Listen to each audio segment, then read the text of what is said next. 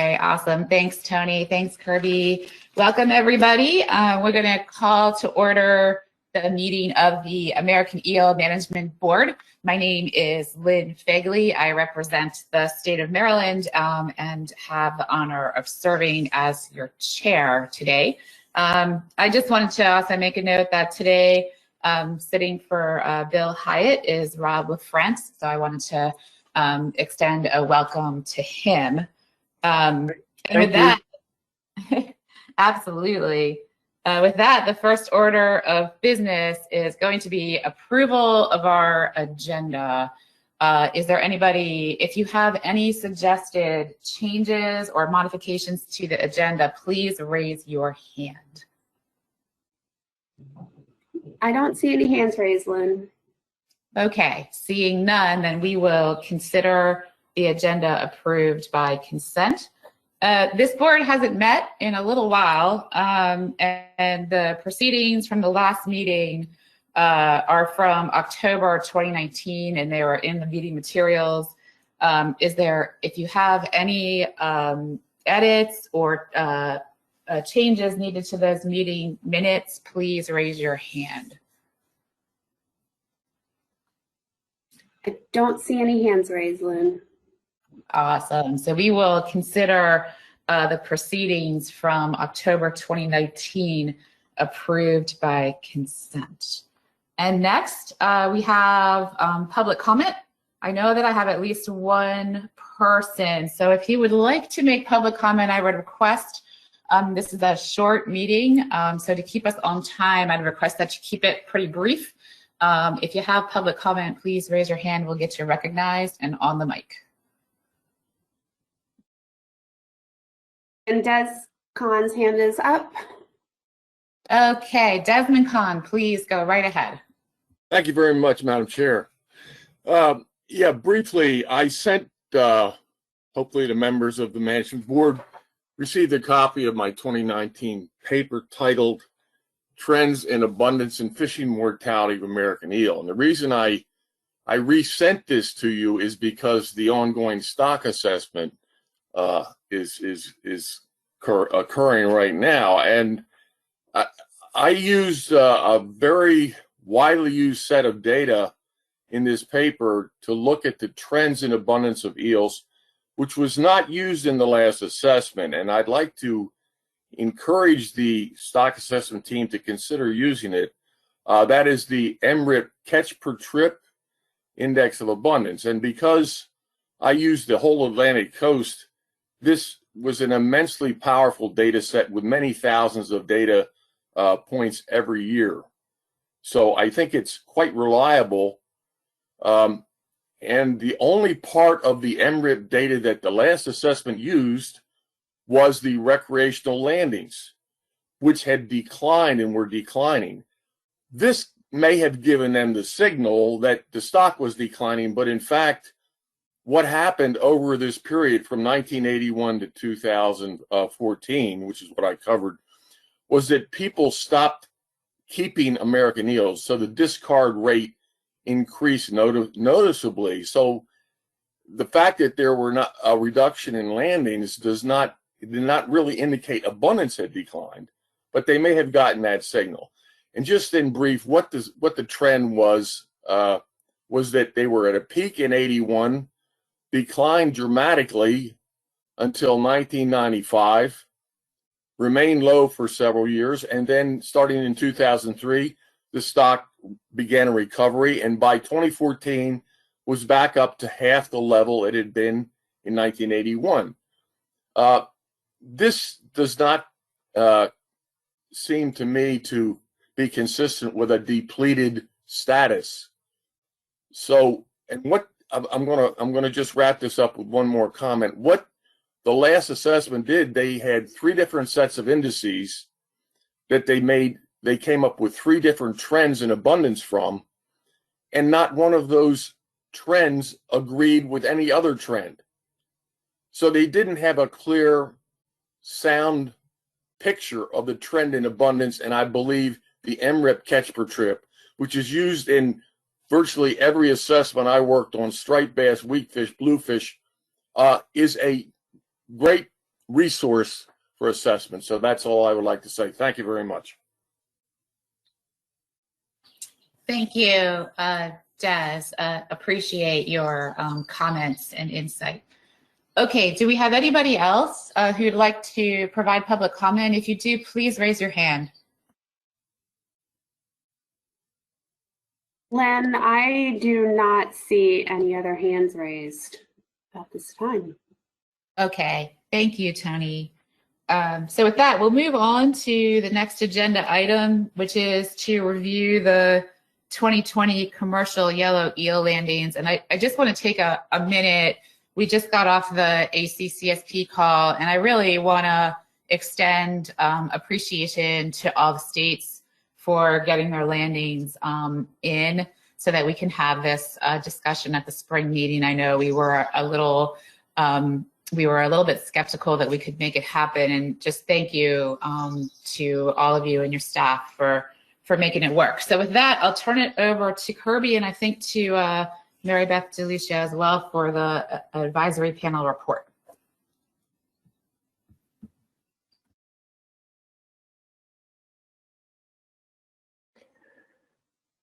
Thank you, Chair Fagley. Good morning, all. This is Kirby Roots-Murdy. I think Maya's working to get up on the screen my presentation. There we go. So I have a brief presentation to review recent yellow eel landings information. You go to the next slide. To help provide some context to why the board is reviewing this information today, I wanted to provide some background first.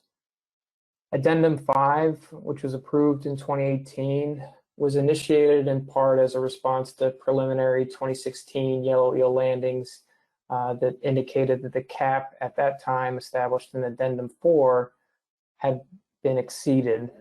So through Addendum 5, a new cap was established of 916,473 pounds, as well as a new management trigger and a cap overage policy. So under Addendum 5, the current cap is evaluated against a management trigger, where if the cap is exceeded by 10% for 2 consecutive years, then the board will take management action. To prevent the management trigger from being met, Addendum 5 outlines a process of proactive monitoring. So as Lynn mentioned, annually the board is to review yellow eel landings from the previous year at the spring meeting in an effort to respond as quickly as possible if needed.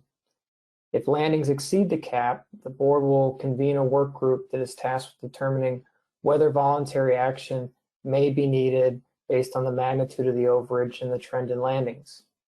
In the event that landings exceed the cap by 5% or more in 1 year, the work group will make recommendations to the board on what type of voluntary action to reduce landings of states or jurisdictions that harvested 1% or more of the coastwide total in the year of the overage.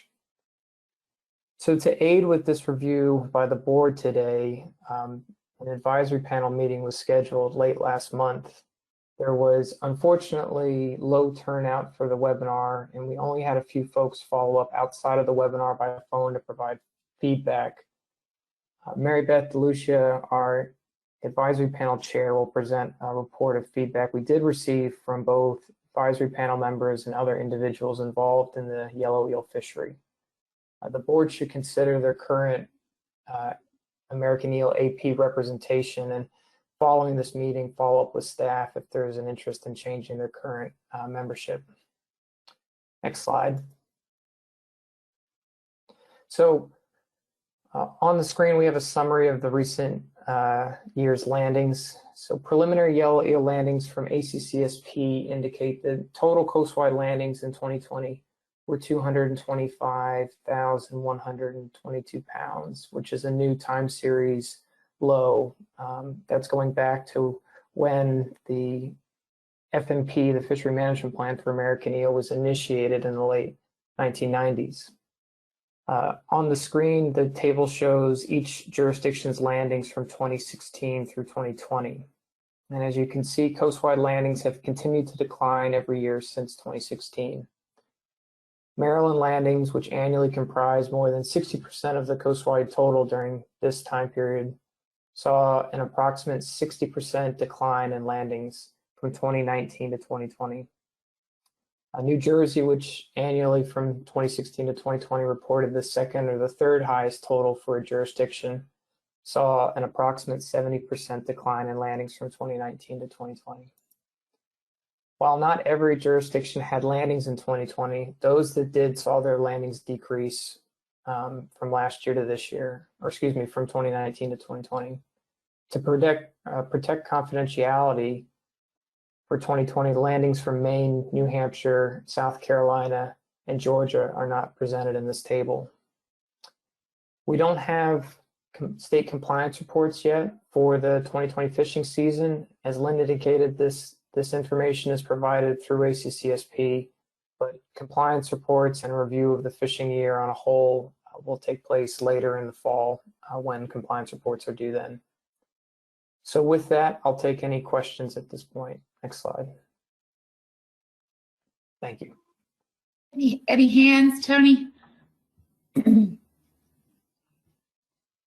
No hands. Pat Kelleher has his hand up.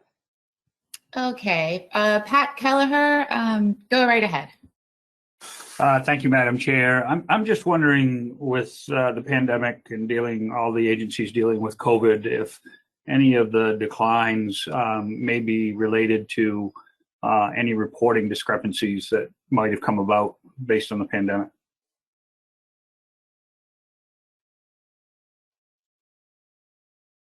Yeah, I'm not sure, who's best equipped to answer that question. Certainly each state is different. I guess I would suggest maybe we listen to Mary Beth DeLucia's report a little bit, because I think it brings into sort of a bright light what is going on with eels, and it's not reporting. So maybe if it's okay, Pat, maybe we'll do that. And Kirby, thanks for that presentation. And I think if we can go on to Mary Beth, that would help.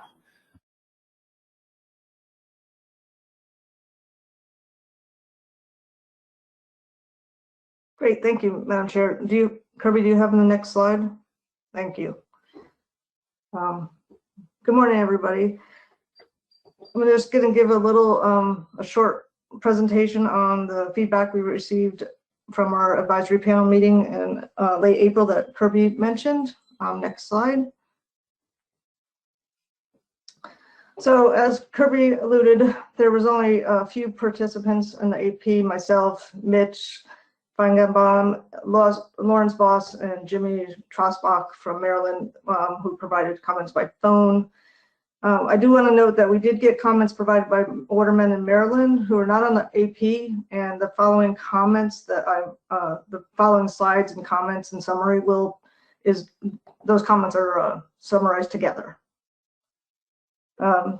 So the AP basically gave feedback on a series of questions regarding the recent landings and the markets for yellow eel. And I'm going to talk about those next. Slide, please. So I think there was a general consensus from the AP and the Maryland watermen that the changes in the current changes in landings, or the low landings, I should say, are really driven by market conditions and not changes to the eel population. One AP member felt that there was not any real change in catch per unit, and that any increase in that was probably due to less effort. And Maryland watermen reported increased availability in yellow eels, in that they appear abundant. There's less effort and more eels. And there's an increase in catch per pot compared to past years. Next slide, please. Thank you. So, the primary markets for yellow eel generally in the past have been the international market, the European market for frozen eel in grocery stores and restaurants. That has been, I think, about almost 80% of the entire market. And the domestic market really is driven by the bait market to wholesalers for the recreational fishery for striped bass, blue catfish, and cobia. And there's a smaller limited Asian market, domestic Asian market for grocery stores and restaurants here in the United States, but that's pretty limited and probably not driving a lot of what we're seeing with the market. Next slide, please. So both the European food market demand and the U.S. domestic bait demand have decreased, and there's multiple factors for this. There have been over the last few decades an increasing reliance on the European the eels that are developed in the European aquaculture farms, changing preferences for these eels versus the wild eels. And due to the conservation concerns in regards to the European eel in particular, there's been a decrease in demands for wild-caught eels in Europe. For example, all the grocery stores have stopped carrying smoked eels. Obviously, COVID-19 has significantly impacted almost everything, both European markets and the recreational bait fishery, especially last year. Markets in general just have been shrinking over the past decade. And there seems to be a decrease in individuals still active in the eel fishery, and that a lot of fishermen are moving to more lucrative fisheries or species. And farm-raised eels in Asia have also taken over the restaurant markets in the United States. So just the kind of the overall message was there was a lot of things factoring into why the landings have decreased so much, but not necessarily because of any change in the population. Next slide, please. So the AP felt there was lots of uncertainty going into future fishery. The performance, we probably will see a small increase from landings due to an increase in bait landings. There's a lot of pent-up demand for recreational fisheries right now. So, you know, since most folks couldn't fish last spring and summer, there's probably going to be very little change to the European markets due to, you know, ongoing COVID issues and restrictions. But there is some optimism for future markets for the wild eels in Europe. There's still demand for those eels versus your farm-raised eels. So next slide. I think that's about it. Questions? Thank you so much, Mary Beth. Any questions for Mary Beth? I think I see John Clark and then Marty Gary. Go ahead, John. Yeah, thank you, Madam Chair. Hey, Mary Beth, I was just curious. I saw that there was a concern about the cost of bait from one of the fishermen. Is that something else that has come up quite a bit? Because I know in Delaware, when horseshoe crabs were, when the moratorium was put in place in the mid-2000s, we saw our landings just plummet because you used to be able to get your bait for free and then you had to pay for it. So I was just wondering if that was a concern across the board. Thanks. Yes, John, that we did. That did come up in that conversation. That the cost of bait is one of the reasons if fishermen are moving to other species. The high cost of bait, I should say. Okay, thanks for that, Marty Gary. Thank you, Madam Chair, and thanks, Mary Beth, for your presentation. I guess a quick comment and then a question for you, Mary Beth. So one metric I think that's not unique to some of the jurisdictions in the Bay region is the increase in fishing license sales during COVID. And again, I don't know if this is, is this something we've seen up and down the coast or even nationwide. When COVID hit, a lot of people bought fishing licenses. I know our license sales went up dramatically. So that would suggest more people fishing, maybe more demand for the bait, but I'm sure it's not that simple. And I remember talking to Jimmy Trosbach a couple of years ago. He's a wealth of knowledge. So I certainly believe him when he says that demand in the bait market drop. But I was just wondering if that little nuance came out in the discussion, Mary Beth, of, there might be more people fishing, but for whatever reason, but still there isn't really an increase in the demand for eels. Maybe they shift tactics, or there were different strategies or different baits they used. But I don't know if that came up in your discussion, but I thought that was interesting. Thanks. Sure. I'm going to try to answer this, but I'm going to let Kirby jump in if I don't get it right. I believe that most of the wholesale bait for eels is for higher trips, taking boats out to fish. And that's what really declined in last spring and summer. So that's how I interpreted it. Does that make sense? Yeah, I'll just jump in and add that, to what Mary Beth was saying, our understanding from what we received feedback from eel fishermen, including Jimmy Drosbeck, was that because of the COVID restrictions that were put in place last year that limited people being able to go out on those types of trips, there was a drop in the demand for bait at that point. With some of those restrictions already being lifted, some individuals think that there could be an increase in the domestic bait demand. But as Mary Beth noted, I think that's important to understand in the context of the whole pie, so to speak, of bait landings versus food market landings. The domestic bait demand is a much smaller percentage of what the overall landings are annually. Yeah, thanks, Kirby and Mary Beth, for that. That makes perfect sense if that's the case, if it's driven by the for-hire sector. So appreciate that answer. Thank you. Okay, I've got Russell Dyes next, and then Bill Gorham, you're on deck. Russell, go ahead. Yeah, can you hear me okay? Yes, Russell. Lynn, the big problem in the commercial catching of eels in this area, the Chesapeake Bay, the middle area, is market. Good friend of mine, one of the bigger eel fishermen on the bay, Tommy Lednam, last fall set his traps, and 3 days later, he had to take them right back up. He couldn't sell any eels.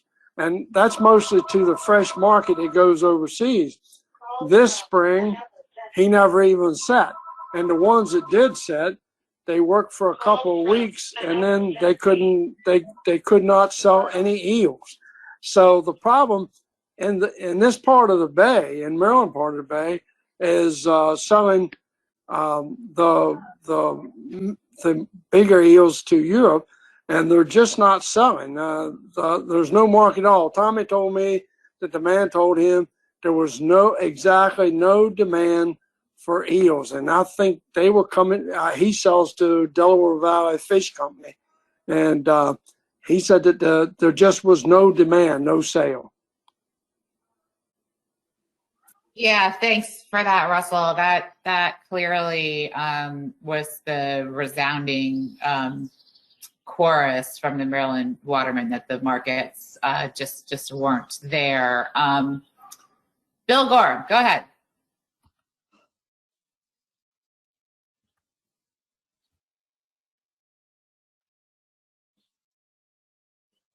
Bill Gorham, are you there?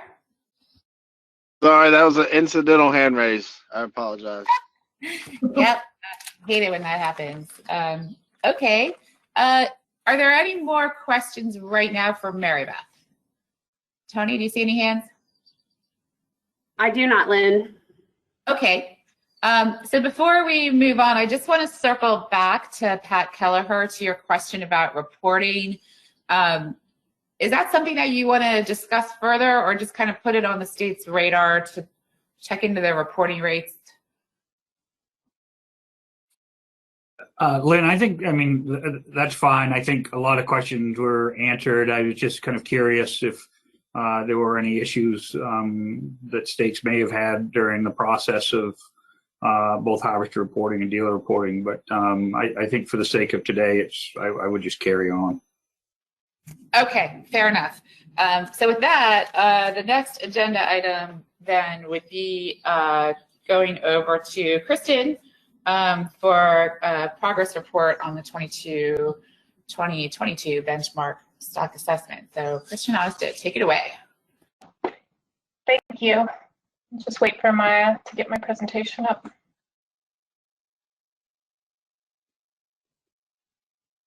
All right, thank you, Maya. Today I'm going to give the board a progress update on the benchmark stock assessment for eel that's currently underway and scheduled for a peer review and presentation to the board in 2022. So next slide, please. This is a snapshot of our current timeline. So we did the data workshop late last year. We had great participation from all the states, and thank you to everyone. This is a coastwide species, and we had a really comprehensive data submission that was on time. And so we've really been working through the submitted data. We've had multiple calls. We've developed abundance indices and began working on some potential models. So that's sort of where we are now. We are having kind of regular check-ins to go over that progress. And on those calls, we always have Canada DFO representation, although I will note it's not a formal collaboration.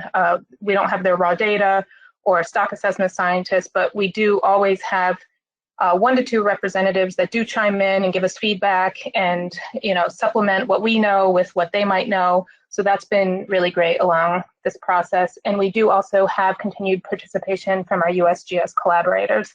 And I'll talk a little bit about that in a minute. We haven't quite scheduled our first assessment or modeling workshop, but we were planning on having 2 this year and taking this to peer review in about a year from now and presenting it to you all next year at the annual meeting. Next slide, please. We do have some new data sets submitted for this stock assessment from the previous benchmark in 2012. We asked that indices of abundance have at least 10 years of data. And so now we have some ramp data that has come online. So that's exciting. We have developed abundance indices by 3 stages this time. So last assessment, it was YOY and yellow eel. This time we differentiated the elvers. So while we had many more data sets than this sent to us, these are the ones that we've accepted for benchmark purposes. So several YOY ones, a handful of elver surveys, and then 16 yellow eel abundance indices. We also have landings. So from ACCSP, we have validated landings from 1998 to 2019, but we do have the 2020 landings, which are considered preliminary, but we have those to work with. I will note that some of the abundance indices don't go through 2020 since, as you know, that was a problematic year for data collection. So we kind of have a handful that are 2020, some are 2019.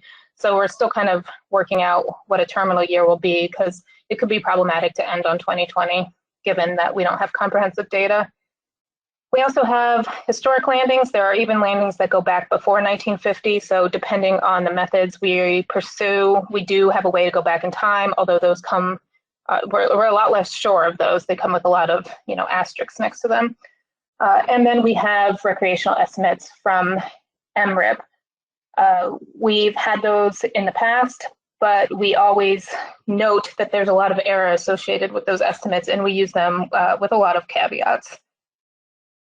We also have life history information, either derived from the data submitted, such as growth parameters, or collected from published literature.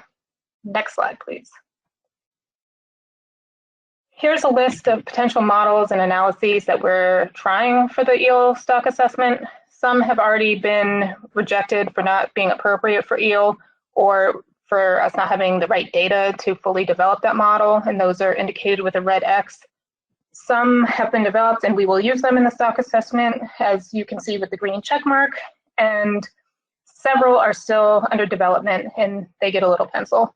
Of those that are under development, there still could be limited application for them. So for example, the lime method, there's enough data in the mid-Atlantic to pursue that, but it won't get us a coastwide stock status with reference points. I'm not going to go through all of these, but I want to note a couple of them. One is this YOY survey analysis, the first one on the list. It has come up in the past, both from the board and members of the TC, that these YOY surveys are really intensive for data collection. They, require a lot of time and personnel, and there's a lot of associated biological data like pigments, lengths. And so we are having someone on the SAS look at that data. So do the pigment stages change from year to year? Could we reduce that data requirement and get the same quality of data? So we are having someone kind of look at these YOY surveys because we know it's a big effort to get them collected and see if we can make any recommendations about kind of lessening that burden if it's possible. We also have a collaboration with John Young and his research group at USGS. They're developing a habitat model to examine whether and how GIS-based habitat assessments could aid the stock assessment, particularly if habitat information could inform estimates of eel population size, sex ratios, biomass.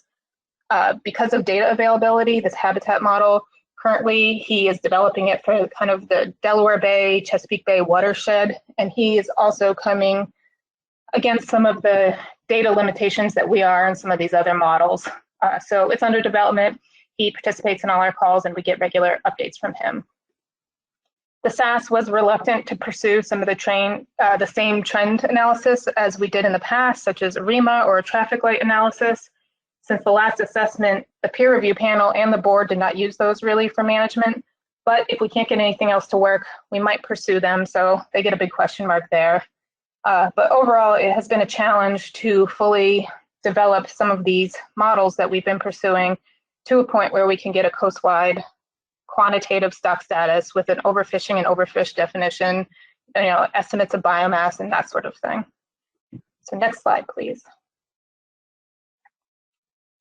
So we do have some challenges. We do have more data since 2012. That's great, but it's a lot of the same types of data. We don't have a lot of new types of data, and we're just finding that many models are not appropriate for eel. So, we're trying some surplus production models, but they violate almost every one of the assumptions that go along with applying those models for a species.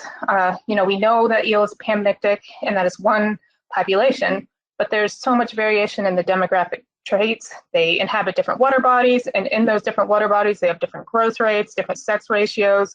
The males and females mature at different times from each other and along the coast. So it's just really challenging to get demographic data that reliably represents the American eel across its range.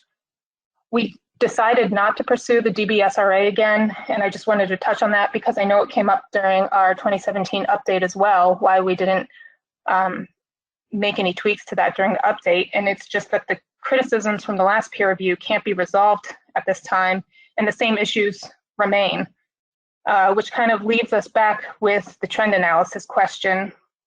So we still have those and we can always run them, but we're having some challenges getting some models to work for this species.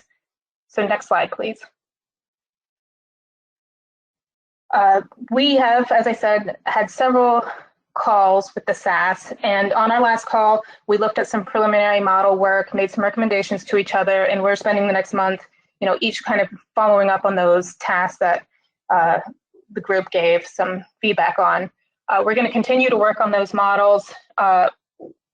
We also, because of some of the concerns and challenges we have, hope to consult ASC. So we're lucky they're having a call in a couple weeks, and we would like to kind of take some of these problems to the ASC, what it would mean for an assessment if it can't really move the information forward from the last benchmark, or maybe they have some recommendations about other avenues to explore. So we are going to consult the ASC about some of the challenges we're having. And then we do have a call after the ASC call later this month with the SAS to kind of look at that model's work that had been done over the last month and kind of discuss the best path forward. And so we will plan to update the board at the annual meeting in 2021. And with that, on my next slide, I can take some questions about our stock assessment. Okay, thank you very much, Kristen. I think we all understand the challenges we have with assessing the species. I remember after the 2017 update, we had some discussions around the fact that we were getting in the mid part of the range in the mid-Atlantic states, we had very stable trends. And there was some discussion about maybe the fact that a trend was just reflected as stable was actually missing some of the, increased incidents of higher abundance. It was maybe masking some of what was going on. So hopefully you guys will figure out a way to maybe get a little more clarity, but we sure understand the challenges before you. So with that, John Clark, I see you have your hand up. Go right ahead. Thank you very much, Madam Chair. Thank you for the presentation, Kristen. Just a question about the commercial landings data, which was the basis for the DBSRA model. As you mentioned, unfortunately, we have more years of data, but we don't have a greater range of data sources to use. Are the models you're going to be using, do many of them rely on the commercial landings data again? Because as we just heard in the AP presentation, we know the market has been terrible, so the landings won't be really reflective of the population out there in recent years. Thanks. Yeah, thanks for that. Many of them do have landings as a input, but we also have all those abundance indices. So we have many ways to kind of look at trends in this population. But yeah, it's worth noting that many of them do rely on landings. And that was a comment of the last peer review panel, even outside of these recent declines in catch, was that our landings are, you know, shaky at best, at least for the past. And so that is a major challenge of the models as well. Okay, any other questions for Kristen? I don't see any more hands, Lynn. Okay, well, thank you again for your presentation, and you know, good luck. We know it's a lot of work, so all the best on this endeavor. We'll look forward to seeing what you guys come up with. So the last item on our agenda is to elect a vice chair. So I will just put it out to the board if there is somebody who would like to make a motion to do this. And I see Eric Reed has his hand up. Mr. Reed, go right ahead. Thank you, Madam Chair. I think staff has a motion. If not, it's not a very big motion.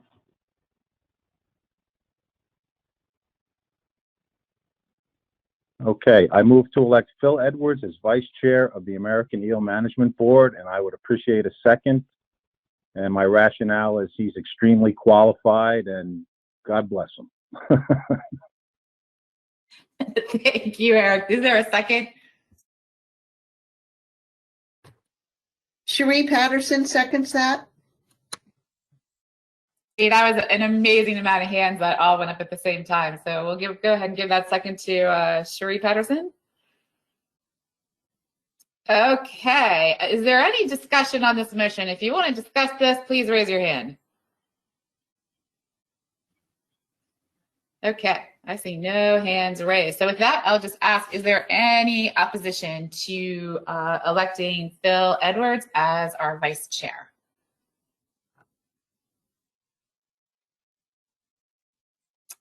Okay, seeing none, it looks like Phil, you are officially our vice chair. Congratulations. Okay, and I think that just about does it. Kirby, is there any other business that I'm missing? No, not that I'm aware of. Awesome. Okay, so with that, I will just see if there's any objections to us adjourning. Please please raise your hand, and if not, we will consider ourselves adjourned. Thank you, everyone, very much for your time.